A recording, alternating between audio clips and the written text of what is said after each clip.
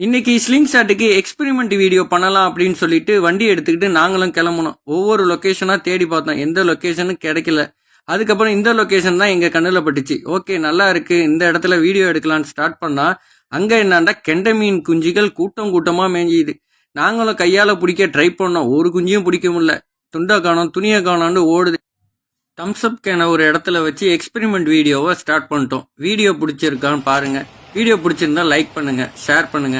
நம்ம சேனலை இது வரைக்கும் சப்ஸ்கிரைப் பண்ணலாம்டா, சப்ஸ்கிரைப் பண்ணுங்க. இந்த மாதிரி தொடர்ந்து நிறைய வீடியோ அப்டேட் பண்றோம். அதுக்காக தொடர்ந்து நம்ம சேனலுக்கு சப்போர்ட் பண்ணுங்க.